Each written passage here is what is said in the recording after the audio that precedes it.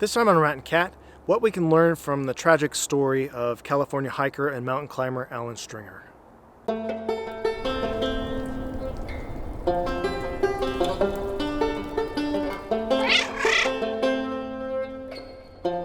Welcome to Rat and Cat, where we search, survive, and explore. I'm Nikia.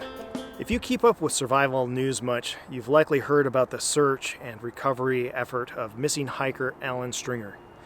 These search and recovery stories pass through the news cycle so quickly that we barely even notice them.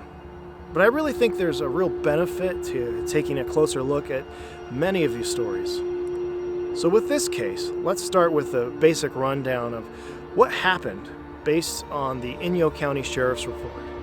On the evening of Monday, November 4, 2019, Inyo County Sheriff's Office received notification of a missing hiker. The 40-year-old 6'4", 230-pound man from Huntington Beach had planned on hiking somewhere out of the Bishop area on Sunday, but failed to return home on Monday.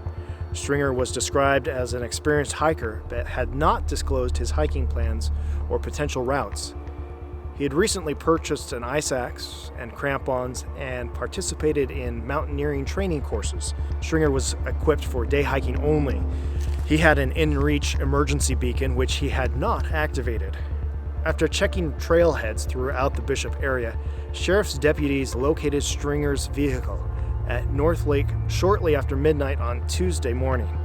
North Lake is a common staging area for climbing several peaks in the area that are over 13,000 feet tall, including Mount Emerson, Mount Lamarck, and Mount Darwin. On Wednesday, ground teams searched the areas of Paiute Pass, Lamarck Col, and Mount Emerson. Aerial reconnaissance with night vision capability was also used Wednesday night. Thursday, ground teams continued to scour the areas around North Lake, the Wonderland Lake Basin, Lamarck Col, Mount Lamarck Summit, and Mount Emerson. In a joint operation, Sequoia and Kings National Park concentrated on Darwin Canyon and Mount Darwin. The most common route to climb Mount Darwin starts at North Lake and follows Lamarck Col to the Darwin Glacier Basin and north face of Mount Darwin. From there are three common routes. The easternmost route involves climbing a steep, treacherous snow chute above Darwin Glacier. The center route follows a rocky ridge with risky Class 3 to Class 5 climbing. And a slightly less difficult route, which is still Class 3 to Class 5 climb, involves, again, crossing the Darwin Glacier and then making your way through a steep, rocky, and ice-filled notch, then following the ridge on up to the summit. And this is likely the route that Stringer took. And on November 7, around 2:30 p.m., Sequoia and Kings National Park located Alan Stringer on Darwin Glacier, deceased. I spoke with the Inyo County Sheriff's Office Public Information Officer, Karma Roper, and she said that Stringer was found at the low point of the glacier between Mount Darwin and Mount Mendel. Here's a photo of the recovery area where Stringer was found, taken by Inyo Search and Rescue.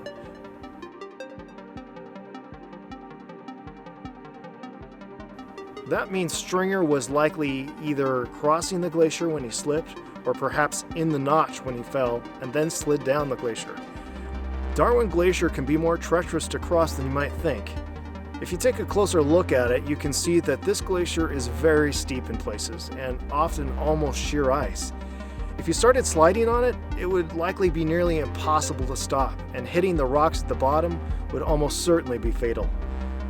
One should note too that when selecting a climbing route, there are several other notches which you can take, and they're much more risky.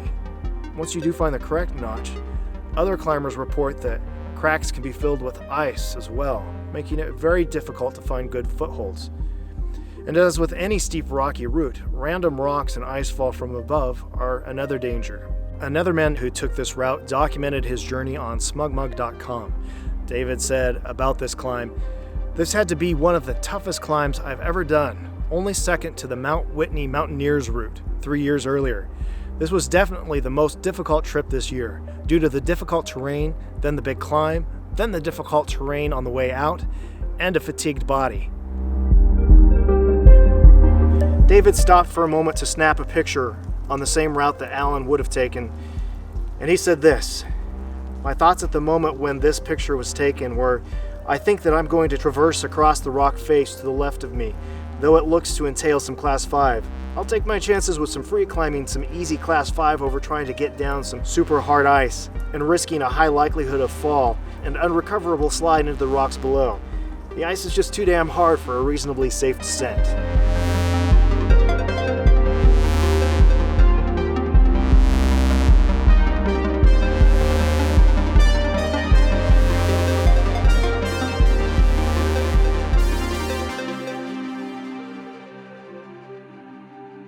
So what can we do different to survive a climb like this?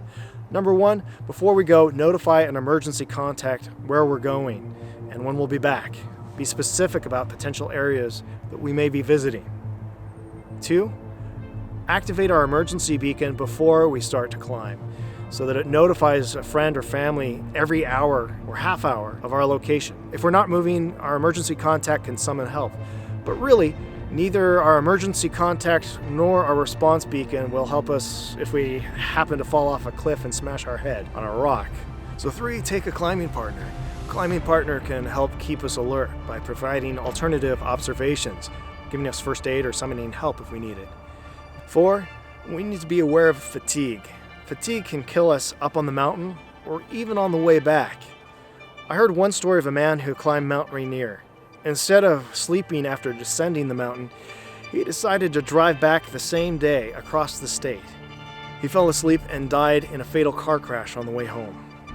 5, what seems like a clearly defined route is often more vague when you get there.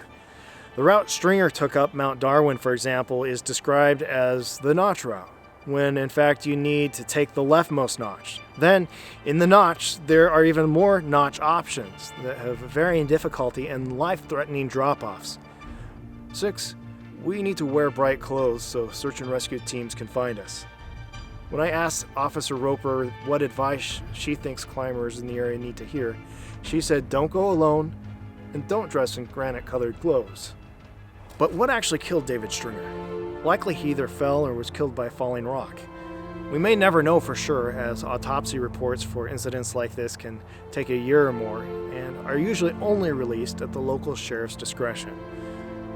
You know, cliffs are a lot bigger danger than most people think, and in ways that you might be alarmed by.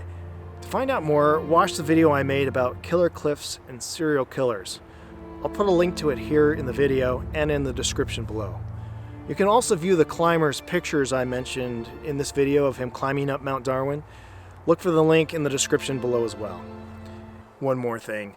Since I started working on this story a couple weeks ago, another tragic detail has been added. Stringer's wife, Gabriella, is pregnant with the couple's first child. In fact, the baby is due around the time this video will post. A GoFundMe page has been set up to help Gabriella out financially. I'll put a link to that in the description below. And what about you? Have you had any risky adventures in the mountains lately? Maybe routes that were difficult to find? I look forward to reading your stories in the comments below. Until next time, I'm Nikia, and this is Rat and Cat. Get out there, be safe, and enjoy the wild.